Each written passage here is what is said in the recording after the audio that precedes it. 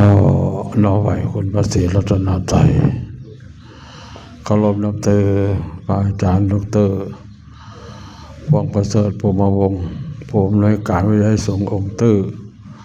พระอาจารย์ปอ.บุญจันทร์หองผู้อำนวยการวิทยาสงฆ์อาจารย์คำประสงค์คณะปปส.เมืองศรีโคตรตำบลพร้อมด้วยพระเถรานุเถระหักแพงนิสิตนักศึกษาวิไลสงฆ์องค์ตื้อปี2ปี3เจริญพรพอออกจากกรมสร้างครูกระทรวงสาธารณการไม่ออกห้องแนวราวสร้างศาสตร์เมืองศรีโคตร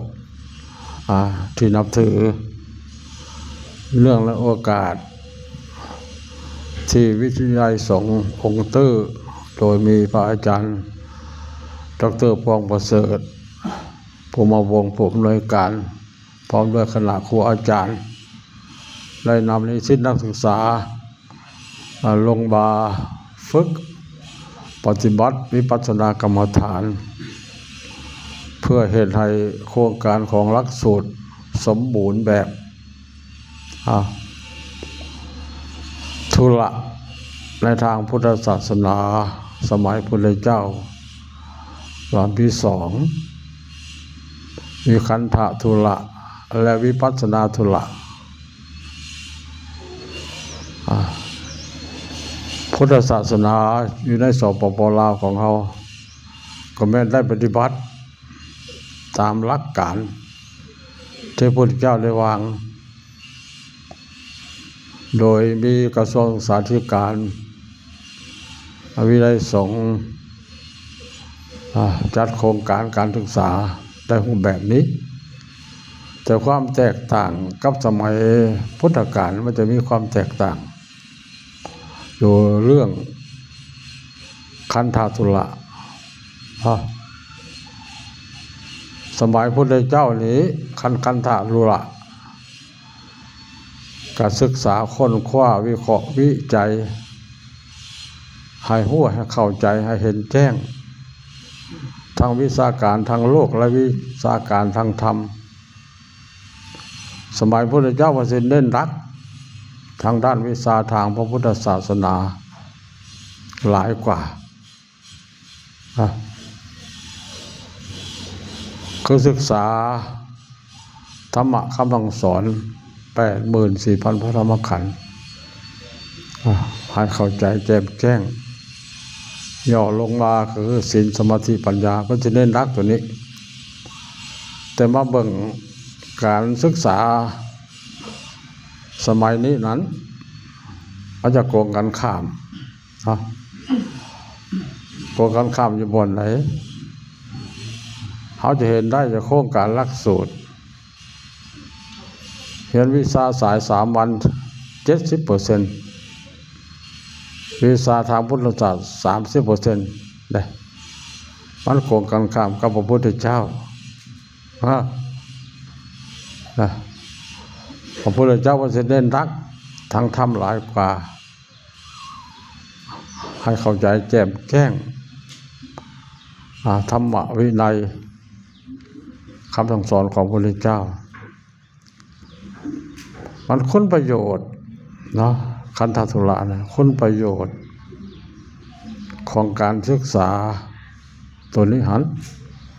มันจะเป็นเครื่องมือเป็นพื้นฐาน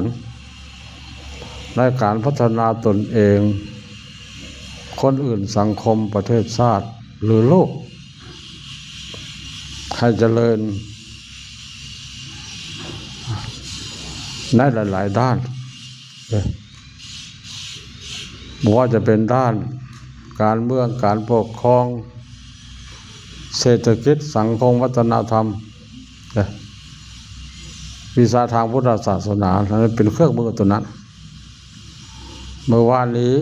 กันได้ไปเทศอยู่วัดป่านครน้อยก็มีนักเรียนม.ปลาย3 แห่งประมาณ300 กว่า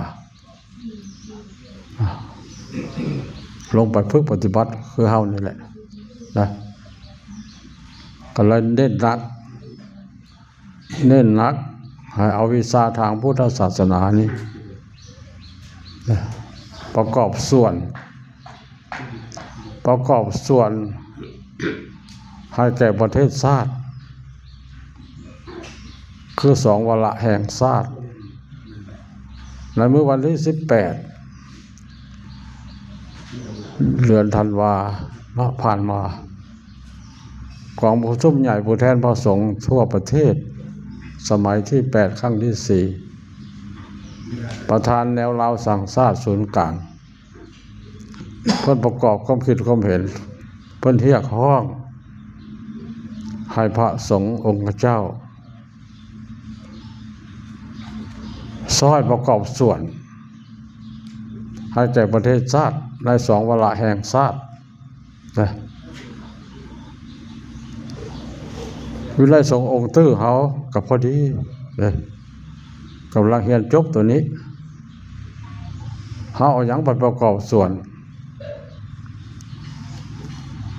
มีหลายประกอบส่วนนั้นแต่เฉพาะพระสงฆ์เลยไปบ่รอดสิเทศเก่งเทศดีปานใดก็ตามถ้าทางฝ่ายบ้านเมือง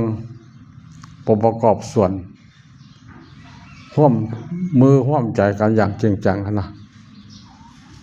จากน้อย8 สถาบัน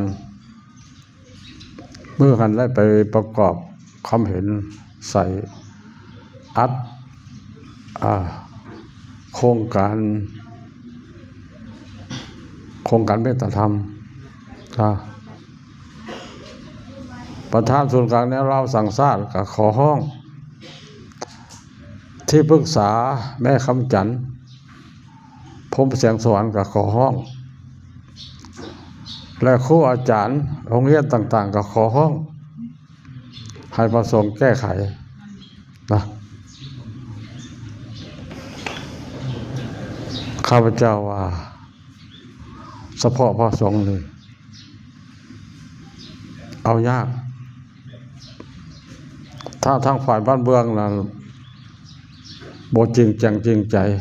เด็ดขาดเด็ดเดี่ยวนะตัวนี้เนาะอันนี้คุณประโยชน์ของการเรียนคันธทุระมันจะได้2 ด้านทางโลกและทางธรรมแต่วิไลสงฆ์องค์ตื้อสิเน้นสายสามัญหลายแล้วมาอ่อนสายปริยัติธรรมและก็เพิ่งเปิดปีนี้ก็ดีใจนำเป็นปีเริ่มต้นถ้าเขาบ่เปิดสายปริยัติธรรมอยู่นะมันเทศให้ประเทศเพื่อนบ้านเฮานี่นะ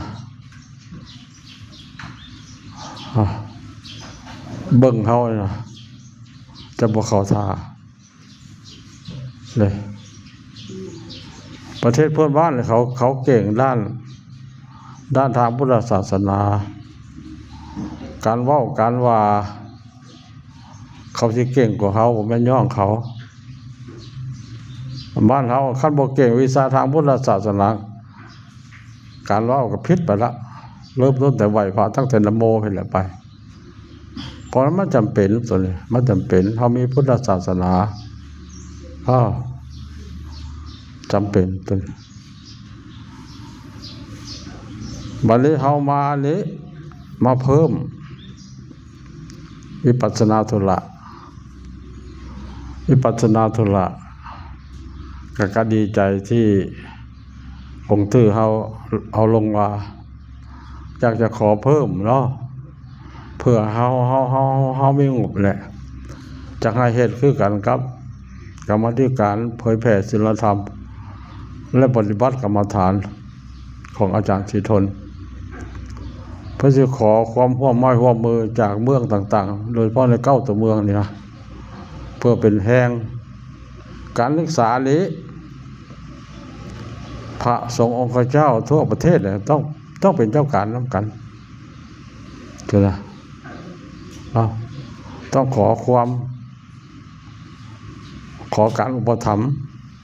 อยากขอด็อกเตอร์เพิ่มตัวนี้เข้ามา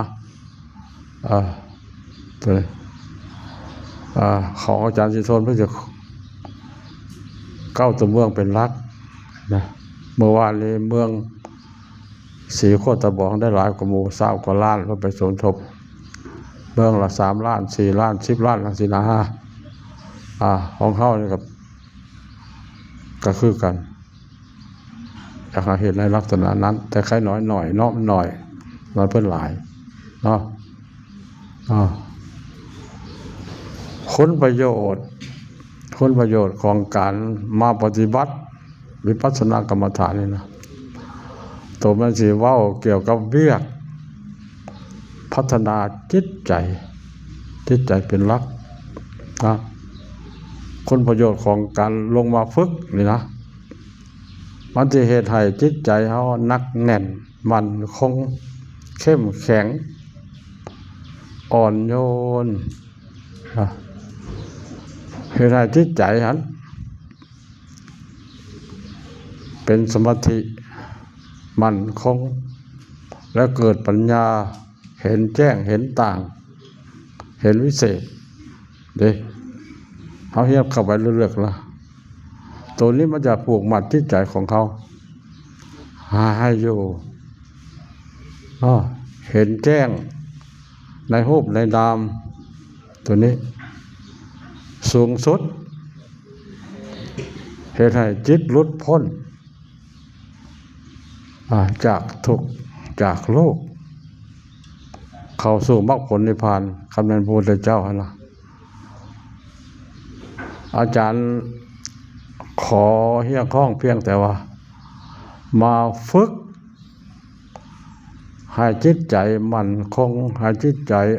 อ่อนโยนสามารถน้อมไปเหตุเรื่องงานต่างๆได้อย่างสะดวกสบายซ้ำนี้ก็พอการจะเอาแบบลักของพระพุทธเจ้ามันไปบ่ถึงให้มีสติสัมปชัญญะมีปัญญาเขาจะเห็นเวียกยังกายมีสติให้มีปัญญาเคลื่อนไหวไปยังให้มีสติมีปัญญาเห็นเวียกยังก็ให้เป็นเห็นเวียกยังให้ถึกเอาสัมนี้ก็ดีแล้วเพราะฉะนั้นพวกเจ้ามาเลยถือว่าจบโครงการหลักสูตรเลยนะวิไลสงฆ์มอบอาวุธให้แล้วมอบผ้ามอบขวานให้แล้วต่อไปจะใส่ในไหนนั่นแต่ละองค์เลยคือไม่ออกเป็นว่าเมื่อกี้นี่เนาะไม่ออกเป็นว่าเมื่อกี้ไม่ออกแนวลาวสังฆทานเป็นว่าเมื่อกี้นี่นะมันมีหลายศาสนามีหลายลัทธิเข้ามาถ้าเขาบอกศึกษาด้านนี้เขาบอกศึกษาด้านนี้เขาบอกนักแน่นด้านนี้ครับมันจะค่อยเขวไปมันเป็นอย่างค่อยเขวสังคมขยายโตเศรษฐกิจขยายโตเมื่อสังคมขยายโตเศรษฐกิจขยายโตการศึกษาก็ขยายโตขึ้นมันมาพร้อมกันฮะความโลภความอยากความเห็นแก่ตัวมันละเพิ่มขึ้นบัดนี้นะเพิ่มขึ้นมาดึงอะไรไปดึงเพราะฉะนั้นวิสัยสงฆ์องค์ตื้อบอกหรือว่ามอต้นมอปลายพยายามเอาผ่าย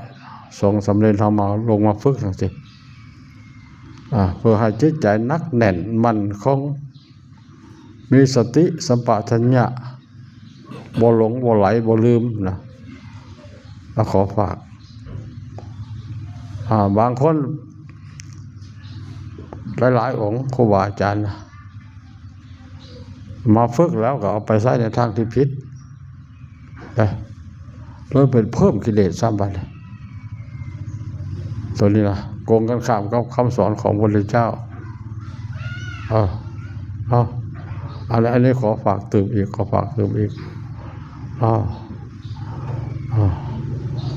ในท้ายที่สุดนี้ก็ขอแสดงความ เชิญชมยินดีโมทนานำพาอาจารย์ดร.วงประเสริฐพร้อมด้วยคณะครูอาจารย์และก็กรมสังฆูและวิชาการได้เฮ็ดให้เวียกงานการศึกษานี้สมบูรณ์แบบว่าเขาไว้ใส่ให้พรให้ทุกองค์ทุกคนทุกท่านจงมีแต่ความสุขความเจริญไปด้วยอายุวันนะสุขภาละทุกองค์ทุกคนทุกท่านด้วยเถิด